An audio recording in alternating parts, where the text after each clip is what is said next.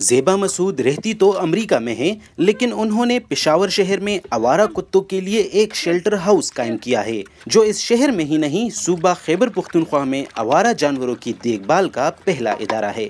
زیبا کا کہنا ہے عام طور پر لوگ آوارہ کتوں کو گلیوں میں دیکھ کر پتھر مارنا پسند کرتے ہیں۔ میں یہاں پاکستان آئی ہوں اور جب میں نے یہاں حالات دیکھے کہ یہاں اینیملز کی جو کافی پیتھیٹک سین ہے، یہاں سب روڈوں پہ جو ایسے پھر رہے ہیں، بیمار ہیں، ڈیزیزڈ ہیں، اور اٹس سیف بھی نہیں ہے لوگوں کے لیے، کمیونٹی کے لیے، معاشرے کے لیے بھی سیف نہیں ہے۔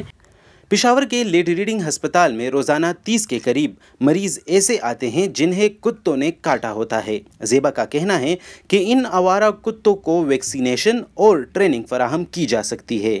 اینڈ ویئر ایز میڈیکل ہمارے پاس we are getting in touch with vets and وہ ہمیں ہیلپ کر رہے ہیں، جیسے ان کے سارے شاٹس ہو گئے، ان کو کافی شاٹس لگنے پڑتے ہیں، ان کے ڈیزیزز ہوتے ہیں اینیملز کے۔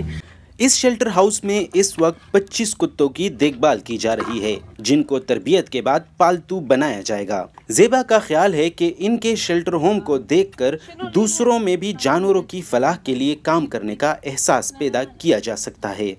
میرا یہ ہے کہ میں کہتی ہوں کہ اگر ہماری وجہ سے اور لوگ انسپائر ہو جائیں اور وہ اپنے اپنے ایریاز میں اس طرح یہ شیلٹرز شروع کر لیں، ہیلپ کریں by neutering and spaying so that population control ہو، that is the only way کہ یہ سچویشن کنٹرول ہو سکتی ہے۔